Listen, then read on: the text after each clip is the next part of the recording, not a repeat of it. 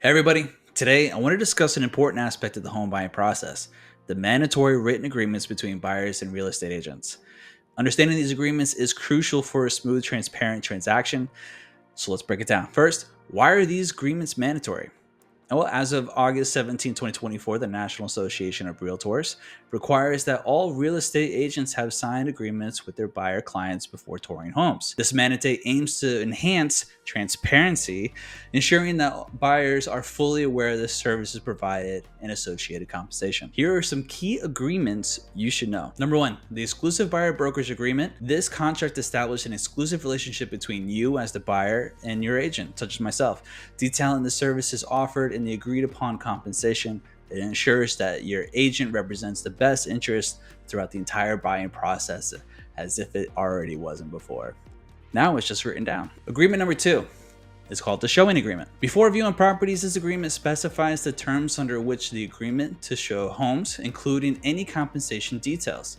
Some say, such as myself, it's more focused agreement, often used for single property showings and sometimes used as a trial period before signing with the buyer broker agreement. And the third agreement is the modification to the exclusive buyer broker agreement and showing agreement. If any terms needed to be adjusted after the initial agreement, this form allows both parties to modify the original terms to better suit evolving circumstances. Quick note, these agreements have term lengths and they can be as long or as short as you need them to be. Don't feel compelled to sign a 6-month agreement, for an example, if you're not sure about the agent you're working with. Last note, I do not recommend signing more than one agreement with different agents. There could potentially be serious legal repercussions if you sign more than one agreement without canceling the agreement with the prior agent. Let me start off with this example as I am not a lawyer, okay? If a buyer signs a buyer broker agreement with agent 1 for 3% and another agreement with agent 2 for 1%, the buyer goes out and purchases a $600,000 property with agent 2, but agent 1 finds out and it could be perceived that agent 1 may be entitled to 3% compensation from that buyer. This law is about transparency and it's not one-sided, okay? It's essential to note that your agent cannot receive compensation from any source that exceeds the amount agreed upon in the buyer brokerage agreement. If during negotiation seller is offering a higher commission than what we've established in the buyer broker agreement, we must first modify our existing agreement to reflect the new amount. This ensures compliance with NAR's regulation and maintains transparency in our professional relationship. Here's another example of that. If you have signed a buyer broker agreement for 1% and the seller is offering 2.5%, a modification to the exclusive buyer brokerage agreement / sewing agreement will be needed.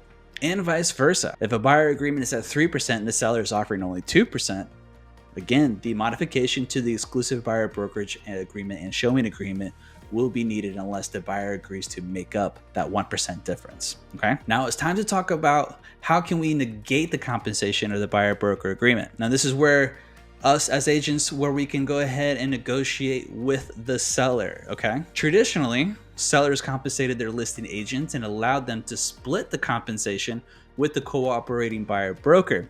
However, with recent changes, the compensations are now negotiable. Technically, they always were, but now in a more transparent way.